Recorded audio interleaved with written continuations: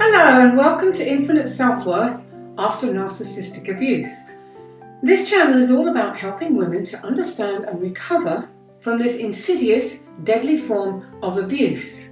I'm Maria McMahon. I'm a clinical NLP hypnotherapist, life coach and author, and I work with professional women who want to fully take back control of their lives.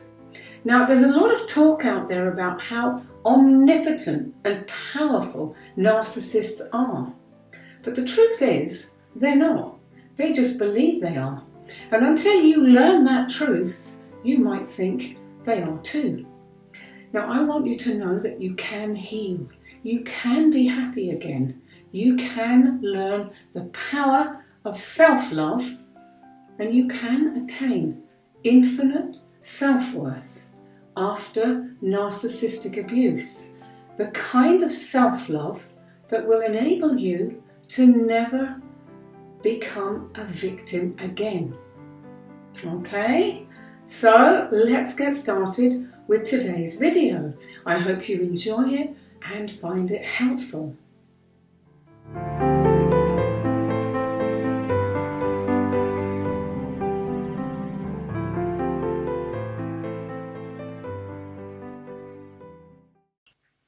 Hello, so in this video I'm asking the question, is narcissistic abuse a global epidemic? Now, more and more frequently I'm hearing and reading that it is, and I actually believe that it is and that it's a growing one. Now, I recently read a research article on Psych Central, and the author of that, her name is Bree, I'm not sure if you pronounce it Bonche or Bonke, but in her article, she did some really fascinating number crunching on people who are potentially damaged by narcissistic abuse. And she comes out with a staggering 3.4 billion people. And you know what? I don't think she's wrong. Now, she bases her calculations on just 6% of the population known to have NPD. And if each of those only affected 5 people in their lives. Now, I already know from my work with women who've dealt with narcissists that your average NPD will target a far greater number of victims to feed their insatiable hunger for narcissistic supply during their lifetimes. Now, because NPD is typically so insidious in nature, and because narcissists themselves don't see themselves as people who need help, so I'm speculating, I think quite rightly, that millions of them go undiagnosed for their whole lives. So the number of people who are affected could of course be far, far higher. And that's a really frightening thought. But where there's darkness, there is also always light. And one such light is that there is now a World Narcissistic Abuse Awareness Day. And this was established in 2016. And it's very much needed, a movement to raise awareness about this form of abuse. And I'm pretty sure it will grow exponentially year on year now. So, who is the narcissist in your life? He or she, now typically I'll talk about women in most of my videos, but I do acknowledge that there are male and female narcissists. So you could just as easily be targeted by a female, or you could have a narcissistic mother, for example. But generally, because I deal with women, I will usually be saying he. But just wanted to point that out. Now, so he or she could be anyone. Now, this could be your love interest, husband, boyfriend, whatever, your spouse, your mother, as I've just said, your father, sister, brother, boss, work colleague, even a friend. Narcissists are hiding in plain sight everywhere. Now, if your narcissist is a covert, this makes them very, very hard to spot because they typically exude charm, intelligence and wit and people like them. And they can be so attractive that you'll easily fall for them. And then, when they turn the full force of their charm on you, you're completely bowled over. But really, what's going on is you've just been outmaneuvered because you have no idea what you're really dealing with. Now, there's actually a ton of red flags that you can watch out for to protect yourself from falling for a narc ever again. And I will actually do a separate video just going through red flags. But for now, let's have a look at the non-love interest narcissists. So these are much harder to deal with. So for example, if you're born into a family with a narcissistic parent or sibling, this is much more difficult for you. Now, if either parent was or is a narcissist, they will have done serious damage to your developing psyche. When you grow up constantly exposed to an abusive parent, the way your mind develops is different from that of a child growing up with caring, nurturing parents. Yeah. So what happens is that you see abnormal behaviour as normal because you've not experienced anything else. Now, the psychology behind this is very, very complex, but in a nutshell, if you've been exposed to this abuse as a child, you're far more likely to attract a narcissistic partner into your life as an adult. Now, most of the clients I work with have grown up with narcissistic, dysfunctional parents, and they've been in one or more subsequent narcissistic relationships. They just attract them.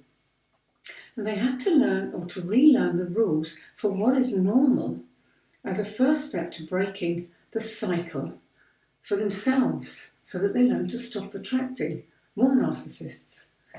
Now, covert narcissists are cunning, manipulative, and clever. They can easily fool outsiders into believing that they are loving, doting parents. So they slap on their big smiles, they praise their child in front of others. Behind closed doors, the monster reappears. Now, how confusing this must be for any child growing up with this kind of conflicted behaviour. Very often, the child will think that the fault lies with them. They'll think that they must be bad, that something must be terribly wrong with them if their mother or father treats them so badly every time they're alone. Yeah, that parent is so nice with other people. It doesn't make sense, and it can take a long, long time for the child to realise that it's not them that's wrong. Very often that child reaches adulthood before they realise that it's the parent that's wrong. And of course, by the time that's happened, so much damage has already been done. Now, if there are other siblings involved, the dynamic becomes even more complicated. You may become the scapegoat, constantly pitted against the golden child in the family. And you may even be subjected to additional abuse by a bullying sibling. It's an awful situation to grow up in, and it's little wonder that you, years later, are suffering the emotional fallout.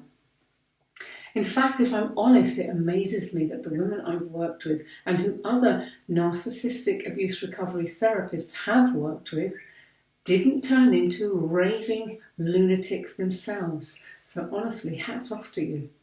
What really inspires me is their courage, their deep compassion and compassionate hearts, and their deep inner knowledge that, you know what, they didn't deserve this. Deep down, they just knew that it was wrong, and they desperately want to heal. Now, these women are realising that the damage can be undone, and they're healing from it every day. And so can you. So you don't need to despair or keep despairing. There is a light at the end of the tunnel, and you can heal. I really want you to believe that now and hear that. Now, if you're dealing with an overt narcissist, a narcissist or overt narcissistic person, they are much easier to spot as they're usually loud, in your face, full of themselves, and everyone can see that they have egos the size of houses. Now, you'll often encounter them in schools where they often show up as bullies, and later on they can show up in work, in college, social groups. They need to be the centre of attention, and they think that they're better than everyone else.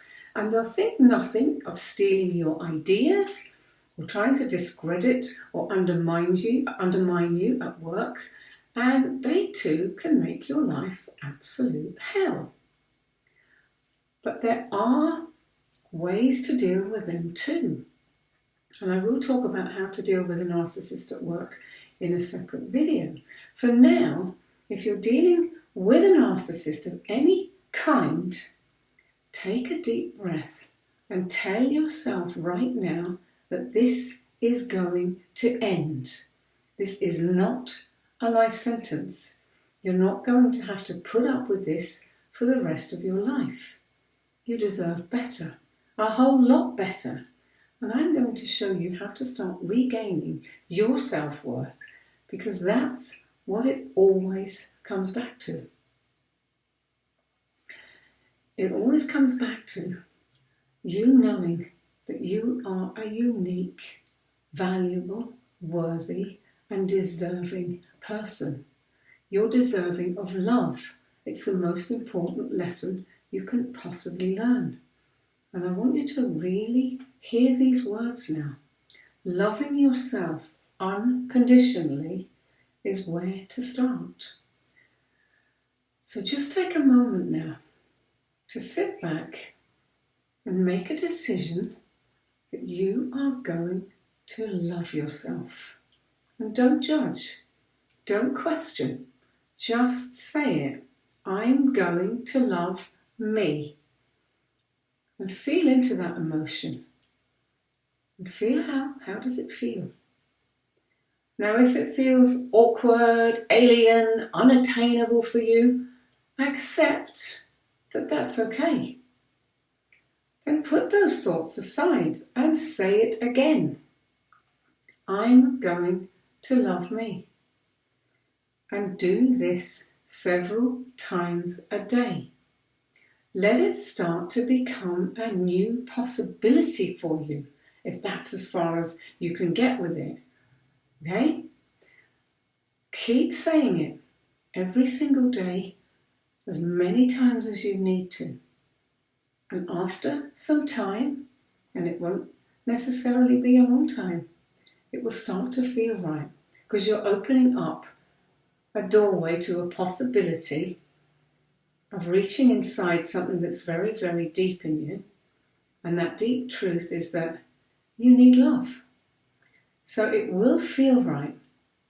And believe me, this is a very, very important step on your journey to healing and to gaining infinite self-worth after narcissistic abuse.